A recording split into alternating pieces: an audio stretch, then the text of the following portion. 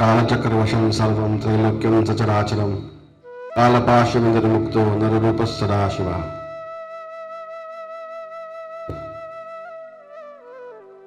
अनेक वर्षे या ग्राउंडवरती होणाऱ्या या कार्यक्रमासाठी मी अक्कलकोटून आलेलो आहे आणि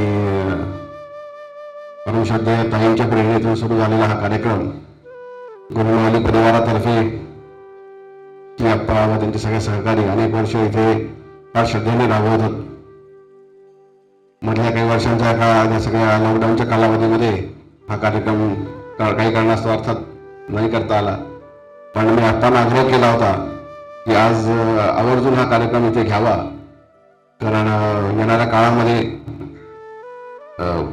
अग्निहोत्र गुरुभक्ती श्रद्धा या गोष्टींची फार गरज पडणार आहे आणि किती पडते हे आपण मागच्या 3 वर्षांमध्ये बघितलं।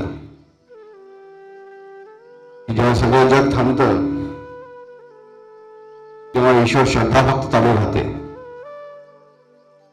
आजचा दिवस तसं बघितलं तर लौकिक अर्थाने खूप महत्वाचा दिवस आहे, कारण कॅलेंडर बदलतंय आणि एक लौकिक नववर्ष सुरू होतंय।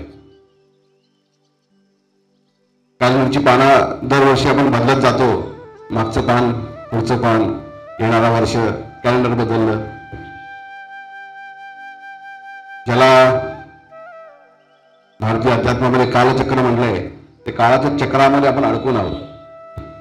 काळ पुढे पुढे जातो, जीवन पुढे पुढे जात राहतं, कॅलेंडरची पानं बदलत जातात, वर्ष बदलत जातं, आकडे बदलत जातात। आपलं जीवन, त्याच्या इच्छा, आकांक्षा, समस्या, वेदना, हास्य, दुःख, सुख मात्र अनेक वेळ तशीच तशी राहून जातात। घटनाक्रम जीवनामध्ये अनेक वेळा अनेक स्तरांवरून आपल्याला विविध अनुभव देऊन जातो आणि काळ कधी चांगला, कधी वाईट, कधी उत्साहाचा, कधी निरुत्साहाचा, कधी प्रेरणेचा, कधी मानसिक अस्वास्थ्याचा, दुःखाचा, वेदनेचा, हर्षाचा, उल्हासाचा, असा अनेक आयामांमधून जीवन आपल्याला विविध रंग दाखवत जातं, ज्याला काळचक्र असं म्हटलं गेलं। काळाचं चक्र आहे हे आणि ते वर्षानुवर्ष, शतकानुशतक, युगानुयुग जीवनाला क्रम देतं, प्रेरणा देतं व पुढे पुढे मानगमन करायसाठी म्हणून आपल्याला उत्साह देतं। मग आता तुम्ही श्लोक म्हणालो त्यात असं म्हटलेलं आहे की काळचक्रामध्येच आपण सगळे अडकलेलो आहोत। प्रारब्धाने, कर्माने जीवनाचा मार्ग आपल्याला जो सापडतो त्याच्यामध्ये आपण सुखाचा शोध घेत जीवन आपलं व्यतीत करत असतो। वर्ष बदलतं, मागचं वर्ष, पुढचं वर्ष, त्याच्या पुढचं वर्ष, दशक गेलं, 2 दशकं गेली, जीवन संपत आलं आणि आता जीवन संपणार। या सगळ्या अवस्थेमधनं जीवनाची पूर्तता झाली का हा प्रश्न आपल्याला विचारायला विसरून जातो, कारण काळाची महिमाच अशी आहे की जोपर्यंत आपण या काळचक्रामध्ये बद्ध आहोत तोपर्यंत जीवन सतत समस्यांनी ग्रस्त असं वाटत राहतं आणि समस्या एकानंतर एक जीवनामध्ये येत आहेत आणि त्याच्याशी भेटण्यामध्ये, त्याला तोंड देण्यामध्ये, त्याला सामोरं जाण्यामध्ये जीवन व्यस्त आहे। कधी पुढे गेलो, कधी म्हातारे झालो, कधी जीवन संपायला आलं, लक्षातच नाही आलं, मागे वळून बघितलं तर काय केलं काय नाही केलं याचा हिशोबच नाहीये आणि पिढ्यानपिढ्या या विवंचनेमधनं आपण घालवतो। आपल्या येणाऱ्या पुढच्या पिढ्यांना जसं एक नववर्ष आपण उद्या बघणार आहोत तशी एक नवी पिढी आपण घडवतो। विवंचना त्याच, समस्या त्याच, वेदना त्याच, प्रश्नही तेच। आपल्या पूर्वजांनीही त्याच प्रश्नांना सामोरं जाण्याचा विचार केला, आपणही तेच केलं, आपले मुलंही तेच करणार आहेत। ते बैलगाडीत करत होते, आपण मेट्रोमध्ये करणार आहोत। मग जीवनामध्ये जर आपल्याला ईश्वराचं दर्शन व्हावं, जीवनाचं सूत्र आपल्या लक्षात यावं, जीवनाची दिशा आपली बदलावी, जीवनामध्ये उत्कर्ष व्हावा, आनंद व्हावा, सुख मिळावं, परिवाराचं कल्याण व्हावं, समृद्धी मिळावी, आयुष्य आरोग्य मिळावं, अशी आपली सगळ्यांची इच्छा आहे। पण सगळ्यांना मिळेलच ह्याची काही गॅरंटी नाहीये। केवळ आशा आहे मनामध्ये, केवळ इच्छा आहे मनामध्ये, पण काळचक्रामध्ये बद्ध असल्यामुळे त्याची पूर्ततेची काही आशंका नाहीये। म्हणजे मिळेल त्याचं सुख मानायचं अशी भावना आपली आहे की जीवन म्हणजे एक कॉम्प्रोमाइज आहे आणि जीवनामध्ये आनंद शोधायचा असतो असं आपण स्वतःला सांगून टाकलंय. कारण ते काळचक्र भेदता येतं आणि ते भेदायचं कसं सांगणारे गुरुवर आपल्या हातासमोर नाहीये. पण आपण ते भाग्यवान आहोत ज्यांना प्रत्यक्ष गुरुवर लाभले आणि त्यांनी आपल्याला ह्या काळचक्राला भेदायचा मार्ग देखील दाखवलाय की प्रारब्धाने, दुःखाने, विवंचनेमध्ये, इच्छांमध्ये फक्त व्यक्त करून जगायला तुम्हाला पाठवलेलं नाहीये. आनंदाने, सुखाने, आरोग्याने, समृद्धीने जगायला जन्म दिलेला आहे आणि तो जन्म कसा जगायचा आनंदाने हे दाखवण्यासाठी गुरुपद पण प्राप्त करून तुम्हाला शिष्यत्व दिलेलं आहे. त्यामुळे आजचं हे वर्ष जेव्हा तुम्ही कॅलेंडर बदलाल तेव्हा त्या कॅलेंडर बरोबर आपलं जीवन देखील बदलायचं आहे.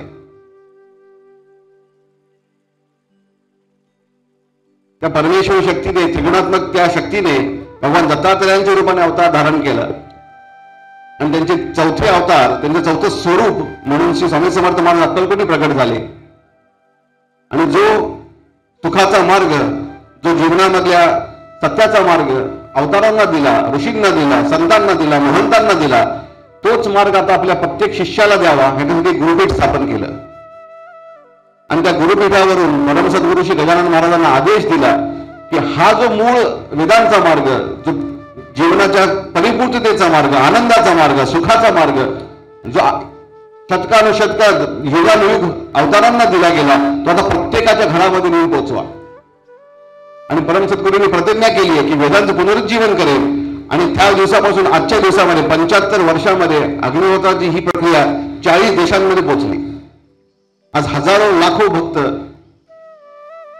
आपल्या गुरुचरणी नतमस्तक होऊन अग्नि उपासना करून, अग्निहोत्राची उपासना पूर्ण करून जीवन समृद्धीकडे घेऊन जात आहेत, आनंदाकडे घेऊन जात आहेत, आरोग्याकडे घेऊन जात आहेत. आणि तीच संधी आपल्या सगळ्यांना मिळावी म्हणून ताईंच्या प्रेरणेने सुरू झालेला हा कार्यक्रम आहे. म्हणून या कार्यक्रमाची महती मला वाटते बाप्पा.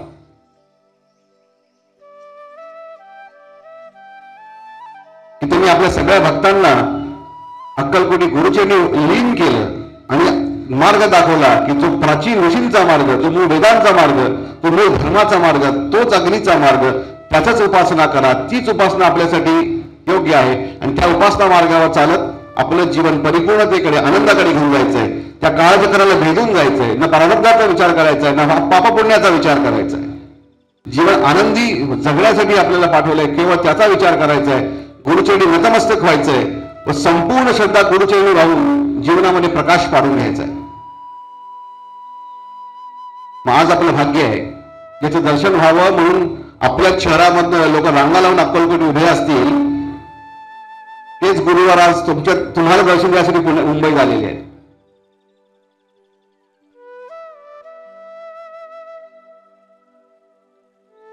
मग तिकीट काढायची गरज नाही, रांगेत जायची उभायची गरज नाही. माझी राहायची व्यवस्था होईल का, कोण ओळखीचं सापडतंय का, किती वेळ लागेल, काही स्पेशल पास मिळतोय का, कशाची गरज नाहीये. घरून निघून तुम्ही आलेला, तुम्हाला दर्शनही मिळतंय, अग्निहोत्राची दीक्षा देखील इथे मिळते. अग्निहोत्राचाच प्रसाद म्हणून घरी घेऊन जायचा आहे आणि उद्याचं वर्ष, नववर्ष जे आहे ते एका नव्या आनंदामध्ये सुरू करायचं आहे, एका नव्या उत्साहामध्ये, एका नव्या ऊर्जेमध्ये सुरू करायचं आहे. की आम्ही भाग्यवान आहोत, आम्ही कृपा आशीर्वाद घेऊन जन्माला आलो. आमच्यावरती गुरूंचा वरदहस्त आहे. आणि स्वामी असं म्हणतात की माझ्या शिष्याकडे वक्र नजरेने बघणारा आहे तरी कोण म्हणून. असं जर कोणी असेल तर सांगा, आमच्या गुरुवारांचं नाव काय येते.